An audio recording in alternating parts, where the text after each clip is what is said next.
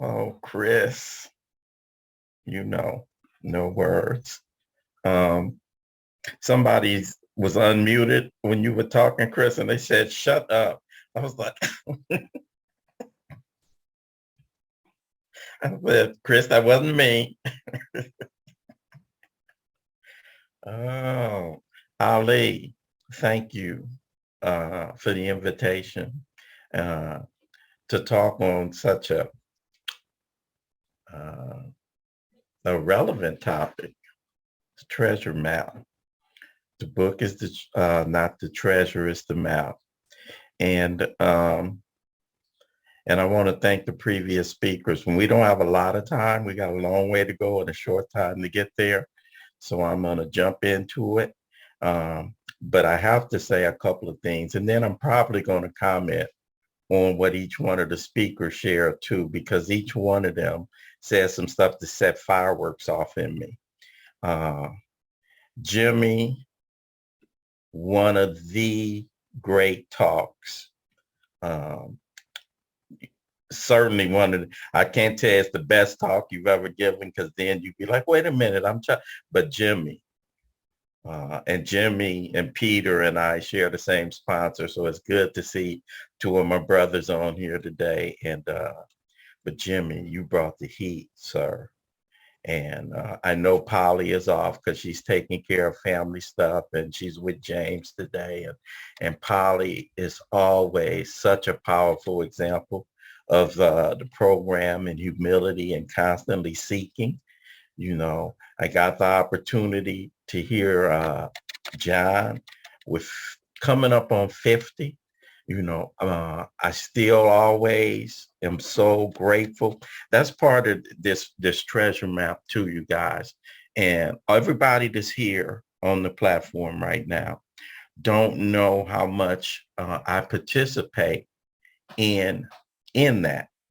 Uh, we all know that we're here today and we're helping each other, and maybe somebody feels like they're receiving and maybe somebody feels like they're getting.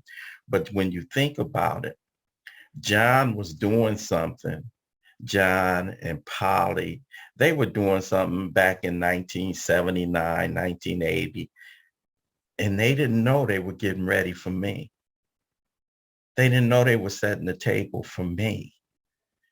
They didn't know they were putting out the dishes for me. They didn't know that they had a welcome mat with my name on it, you know. And when we sit here, you guys, and because of by nature, I'm selfish and self-centered, I don't even realize, what all is going on right now. I'm setting the table, that one of the benefits and T, uh, one of the reasons we got to share, I always call it the mug shot, you know, uh, because the power and a meeting like this talks about the power of Alcoholics Anonymous. We could sit up here and really do a lot of talking about our book, and everybody that's here, talks about a great love for the book. But the power of Alcoholics Anonymous is not in learning information. It's not in acquiring information. I love what John was talking about. That's cool. But the power of Alcoholics Anonymous is true transformation. It's true transformation. And you won't really understand the treasure, if you got to see the before and after, because the treasure is the after. You know what I'm saying? It really is the after. And our stories is our mugshot. Damn, that was you? Yeah, that was me. That was me. When I was listening to Jimmy and I was looking at his butt, wanting to be a made man, wanting to be, I want to be a street guy, I want to be a wise guy. And I could see him, I could see it. I could see that picture because he was painting it for us. But then I see this stand-up guy. I see this husband guy. I see this guy that I know, that I can get in the car with, that I can share anything. That's the guy I know. You talk about the treasure. You guys, a lot of the times, and the interesting thing about that treasure is the treasure, we don't do a lot of describing it, guys, because everybody's is different. Teresa's was talking about, well, it ain't this and that. But when Ali was just talking, I think his son was just off camera right now. You know, you goddamn right. That's treasure for guys like us. You know, it's deadbeat dads on here that's raising kids. You know, it's child abusing and wife abuse that's getting a second chance. You know, so but we gotta see the before to get. So for those who are new and wondering, you know, and you talk about this map that you guys are giving me, and you're talking about the direct. Here's the deal, guys. This treasure that we seeking, we don't create it. We don't come to Alcoholics Anonymous and now we don't create the goal. We don't put it in the mind. We might think, it's some of us here to think by the dint of our work and by the dint of what it is that we doing, we create. No, the treasure is grace. God's grace. We remove what's been blocking us from God's grace. We were doing the 12 and 12 at my meeting on Thursday, and we were talking about the thing that everybody gets. And I know, and thank you, T, for sharing, but here's the true thing that all of us get. See, I got here, and I'm going to get to this. If I forget, bring me back to this is what we all get. But you know, I was growing up, I'm going to do my mug shot. I grew up in Watts in the 60s. I was born in 1953. I'm 68 years old, guys. And so it's more life behind me than in front of me, you know, but I've had a long one. And I grew up as a kid with dreams and goals and hopes and aspirations. I grew up with a strong mom in my house. I didn't grow up knowing a lot of dysfunction. I grew up, we didn't have a lot of money. I didn't grow up wanting to be a wise guy like Jimmy. It was interesting to me. Jimmy talked about his father raised him. I know about their father.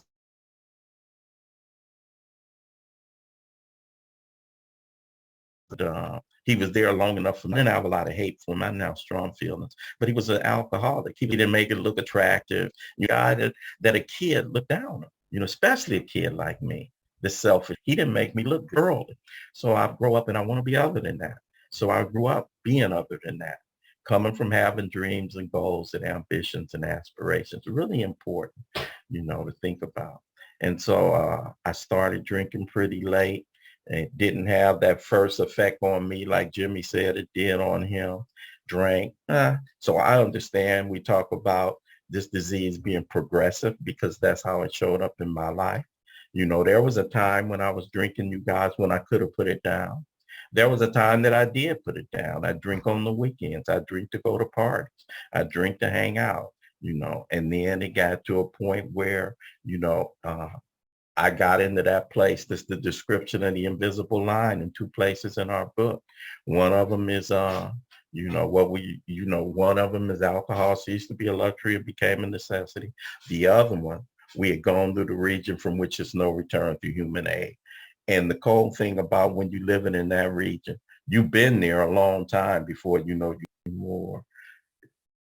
Uh, had really from a guy who had dreams and goals and hopes and ambitions and made my mama proud all the time, had become the guy that broke her heart.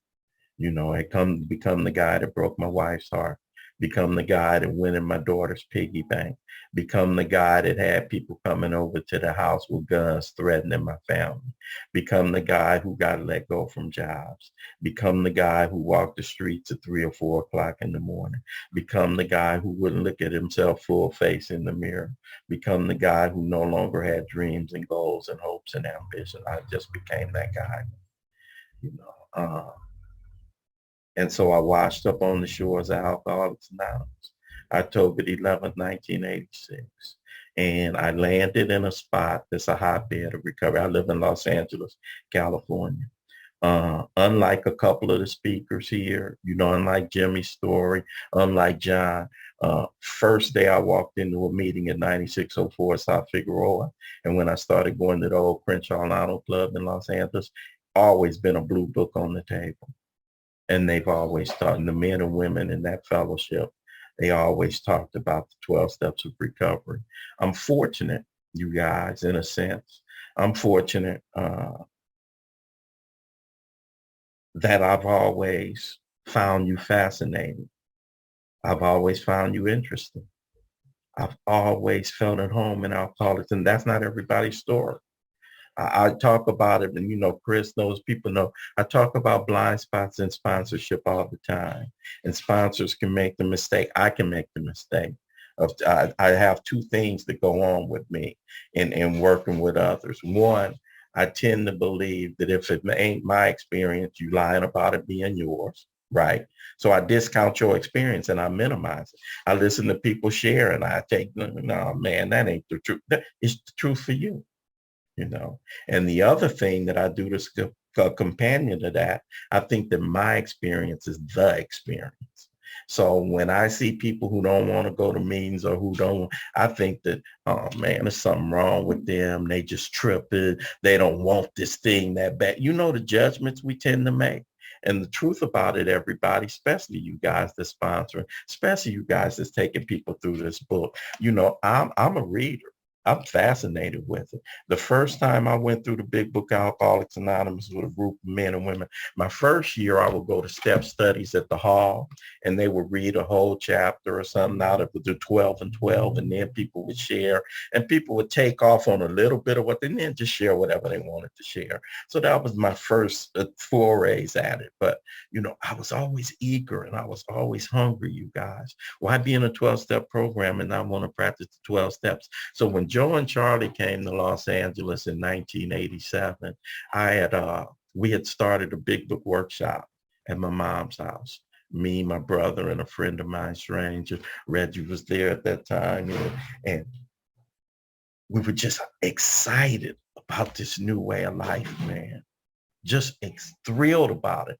And me, I'm the kind of guy, whatever I get into, I get all the way into. You know, uh, I collected baseball cards as a kid. I could tell you Elgin Baylor's stats when he played with the Lakers.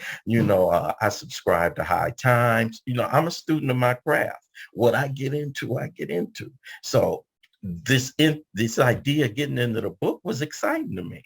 It ain't like that for everybody, sponsors. That ain't everybody's wheelhouse. I'm a reader. I'm a schoolboy. I'm a student by trade. I like highlighting and underlining and learning stuff because it feeds something in me because I'm good at it.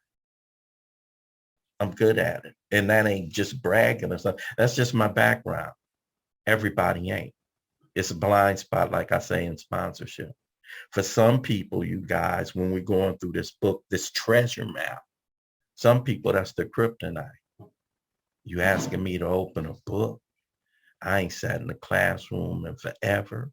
I can't read. So instead of me saying I can't, I say I won't. I look defiant, but I'm really scared, and it looks like in Alcoholics Anonymous, I love listening to Ali. I love listening. But if it seems like you guys, I know I need this, but it seems like it's beyond my reach. You got to be heavy. After all, Chris is a professor. You got to be deep. You got to be, no. If it's anybody new on here that's interested in taking a walk through our 12 steps of recovery, John put it, ability to talk about, this is a living program.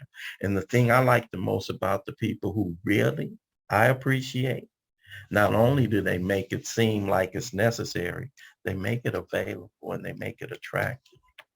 And you guys made it look good to me. And you made it a way that I live my life. And I embarked on it, man.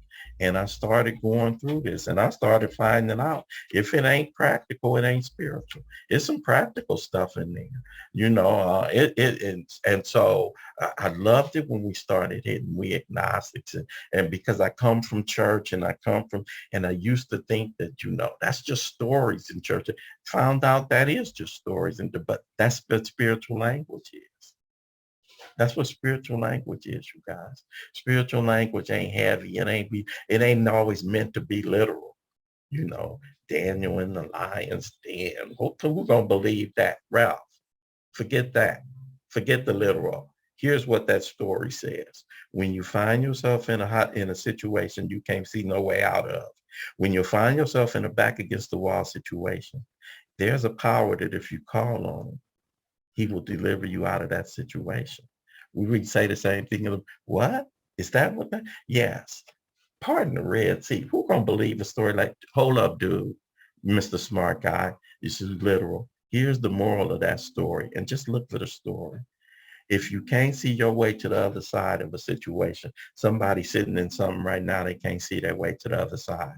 If you can't see a way that you can make a way out of this, if you can't see no way that you can hustle out of or come up with another plan or what, if you call on this power, and if you look at your track record yourself, you'll see that this power will make a way to see you to the other side of a situation that looked like you couldn't get to the other side.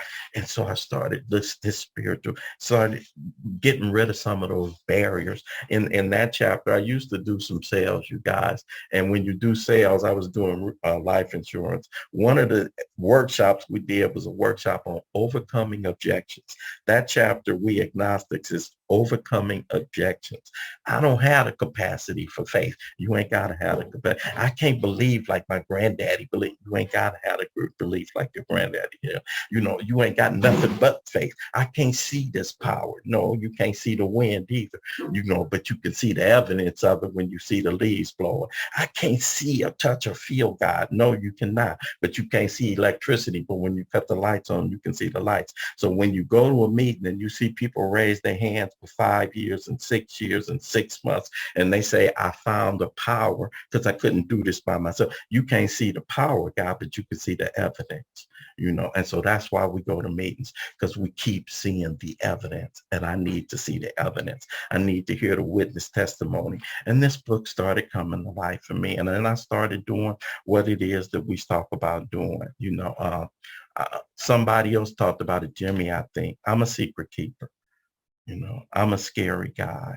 And my biggest fear, if you're a scary guy, and somebody might be able to relate to it, the biggest fear for a scary guy is is the fear that you're going to see that he's scared. So the scary guy will do some things that are stupid out of fear, take an ass whooping out of fear that you're going to think he won't, So I did a lot of things out of fear, supposedly to prove I didn't have a fear. That's why when the book talks about common sense becoming uncommon sense, I did a lot of things like that, you guys. And so, I started going through this process and going through these steps, and I go knee to knee and eye to eye after I do this inventory, and I get squarely confronted with these defects of character, which I can't get rid of for myself. And check this out, you guys. It's a design feature. I'm not designed to remove stuff from me. I'm designed to be powered by a power. My sponsor says, these defects, that's a design feature. If I didn't have these defects, why would I need a power? It's my portal. It's my connection. It's where I go, and the other thing about that is what keeps me useful to you guys. Because if I didn't have them, when Mickey came to me talking about Ralph, I got this, man, you need to just stop. You know what? It's some people on here that I had the privilege of sponsoring, and some people on here I had the privilege of sharing with. And I think that I'm uniquely qualified because I'm a falling down guy. I'm a knee scraping guy. I'm a hands dirty guy. So there's very little that I stand in judgment on, and so it makes me effective, and that's one of the things, and so, and as we start doing this, you guys, and I sit knee to knee and eye to eye and start cleaning up some of my scrapes, and then I get this new address. I'm living in the realm of the spirit, rocketed into this fourth dimension of living, they like to say. And then I get what it is we get. Now we get to the treasure, you guys. It would be a shame, new friends, if they gave me this map, this book, and you guys say you got a treasure map for me, and find out at the end of the treasure hunt, fools go. Fools go. Really? I've been reading this book. I've been doing all these exercises. I've been practicing these principles. And at the end of it, yeah, I'm sober, but I get a shitty life. Yeah, I'm sober. When Bill went to the 12 and 12, about 12, 15 years in this recovery, he was talking about emotional sobriety. What next? Yeah, I'm sober. What next? Is it fool's gold? Is it fool's gold? I could be miserable. Is it fool? No, it ain't. Why ain't it? Because there's one thing that's the pot at the end. And the pot at the end, the reason we don't really give a description, you guys, is because it looked different for everybody. What is it that we get as a result of doing what we say we lay out in this treasure map? Having had a spiritual awakening as the result of these steps. What? Is that it? What is that anyway? What does that look like? Why do I want it? Why would I have it? What are the hallmarks of a spiritual experience, or a spiritual awakening? And we've been going through this 12 and 12 some, and what I like about it, read as a companion to the big book, gotta be companion. Talks about hallmarks of spiritual awakening. It's the juice, you guys. What ends up happening, some things in common that all of us have. If you took a poll of the people sitting on here, new friends, of all the people who've been doing this, they'll say some things in common. The ones who've gone through and who've experienced what's at the end of this 12, you know. I'll be able to see, feel, believe, and do things that I was not able to see, feel, believe, and do on my own unaided. Sure, I couldn't do it. I will be possessed of a power. I will be transformed. Teresa talked about, see, you guys didn't hear her whole before. And Teresa comes from mommy abusing, can't stand mom, mom putting down, don't know when. And so to hear her today and to see evidence, spun gold, that's what we look for. That's why we share our stories with each other. That's what we do. We see what the gold is. And I don't often see the transformation for me. Other folk do.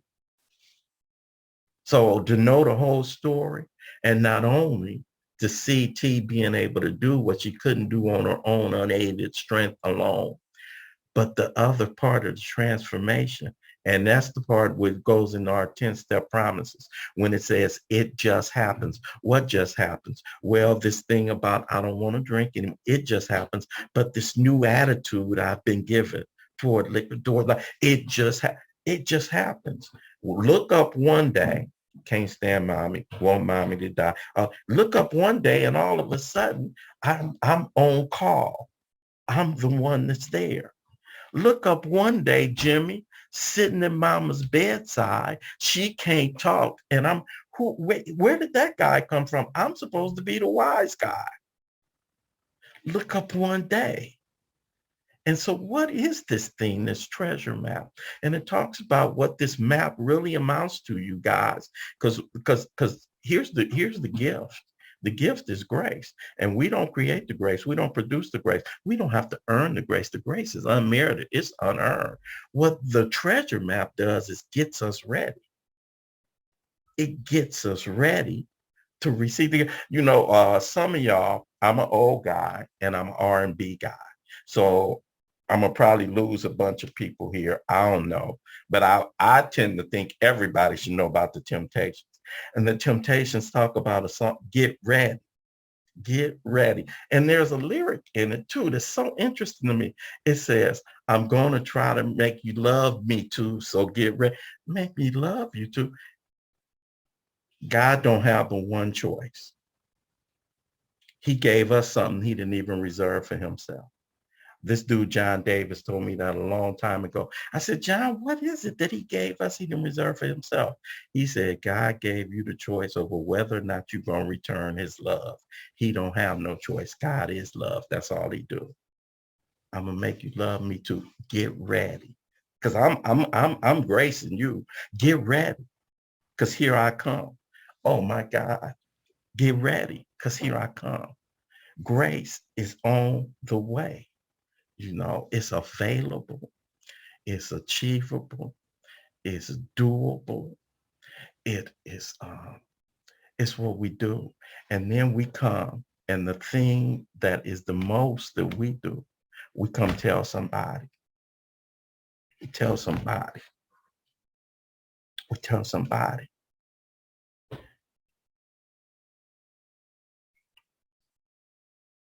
And when we tell somebody, it ain't like when granddaddy was telling me, you know.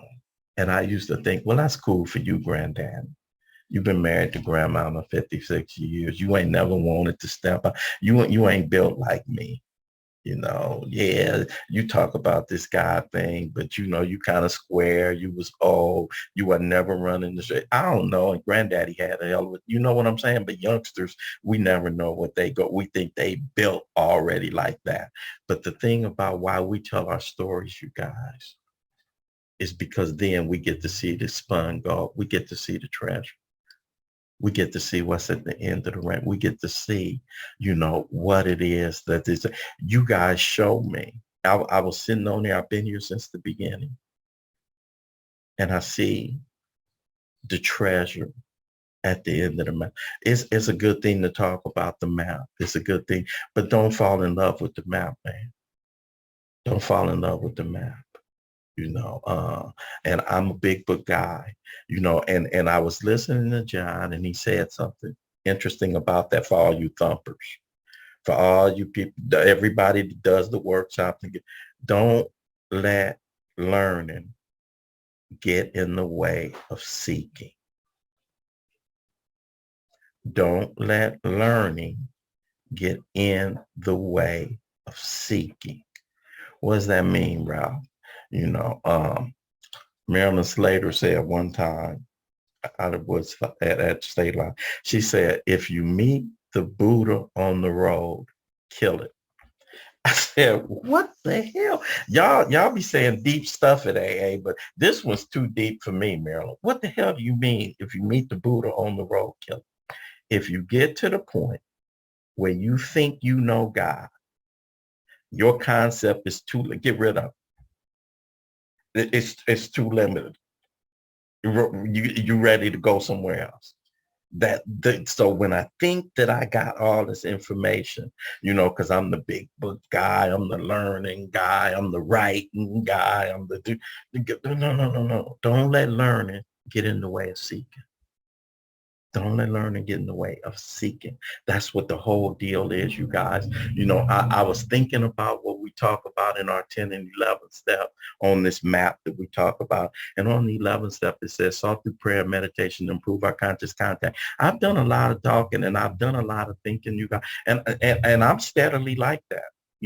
I'm really like that. I'm really a seeker.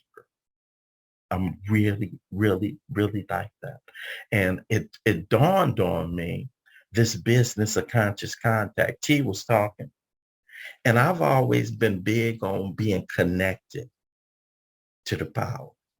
I've always thought that that's but in the 11th step, it don't say sought through prayer and meditation to improve our conscious connection with this, right? It says improve our conscious contact. Ralph, why you so okay, you parse some words. What's the big deal about that?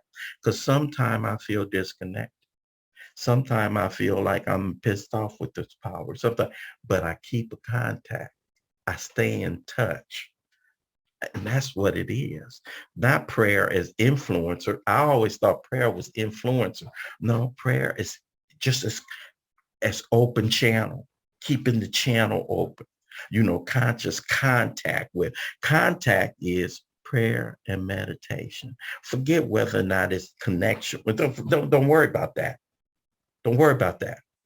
If you want to be in contact with, just get on the phone with. You want to be in contact. What's in me? Might not even feel like it might be at odds but I'm gonna keep talking to you, God. Whenever something's going on, I'm gonna stay in contact. I'm gonna keep this connection. I'm gonna stay spun gold, and at the end of it, we do very little talking. My friend Steve, He says, and this is the deal, and I'm gonna finish up on this business of the treasure map. In Alcoholics Anonymous, we do a lot of talking about God. We do very little describing God. We do a whole lot of talking about God, but we do very little describing God. Steve says it like this. He says, if I ask you, how to get to Las Vegas, he says, you could tell me, if you go to Vegas, if you go to Vegas, man, there's a hotel that's got a roller coaster going around it. There's another hotel that's got this big forum in it with all the best shops. You could go to a spot in Vegas downtown, where it's downtown and they walk in the streets topless. If you go to Vegas, man, it's open all night. And so, hold up, bro. I didn't ask you what's going to happen when I get to Vegas. I just asked you how to get to Vegas. When I get to Vegas, I'll have an experience for myself. So in Alcoholics Anonymous, we just tell you how to get to Vegas. When you get there, you'll have your own experience because everybody's experience is different. And so this 12-step process, you guys, it's the map. I'm really, really, really, really grateful that I got my feet put on a path to really go somewhere. Another hallmark of spiritual awakening, which is what the treasure is. Another hallmark of spiritual awakening is the sense that I ain't by myself, the sense that I'm doing something with purpose. I got a purpose-filled life. I'm not in this harsh, cold world that don't mean nothing, that don't go nowhere. I got a purpose, I got a whole bunch of grandkids' birthdays that I celebrate now. I got purpose. I got daughters. I got one that she's been texting me since we've been on here. She's in Denver. Her life is on the cusp of taking off, and she's sending me and her mama stuff all day. I got purpose. I get purpose. I got my other daughter. She's a practice instructor. I got purpose. I got mom that's still here. Thank you, Jimmy, for sharing that piece. Thank you, T, for sharing that piece, because mama's in the kitchen right now, and she's 92.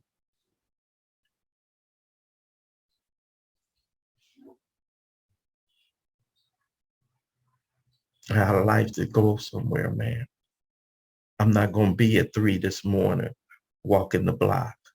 I'm not going to be doing the aimless walk. New friends, if you're new to us and you coming in out the cold and you coming from the aimless walk and you coming from getting cussed out and you coming from getting put out of those places and you coming from that uncertainty, we got a place for you. We got a map for you. We got a promise for you. If you come all the way in and sit all the way down and do what it is that we do, there's a promise for you too. You can get woke up to. You can have a life beyond your wildest dreams. Ali, I want to thank you for the opportunity to be on with this group of people who, as I sat here this morning, I'm going to say this last piece and get out. It was 10 o'clock a.m. when it started this morning, and Jimmy started talking. And it's hot in LA today. I looked outside. It's the kind of morning that in the old days, I'd have been like, go to a picnic, go to the, have some war playing, smoking a J. And that's how I want to start a Saturday, to just take the edge off. And I thought about it. The way I want to start a Saturday on a hot, beautiful day in Los Angeles that most takes the edge off of me right now. I couldn't have thought of nothing better than listening to my boy Jimmy this morning. Oh my God. And who would have thought it? I've been transformed. You guys are to go. You the pot at the end. And it ain't fool's gold. It's real. It's real. You give me some place to go and something to do. And I'm grateful. My name is Ralph White, and I am an alcoholic.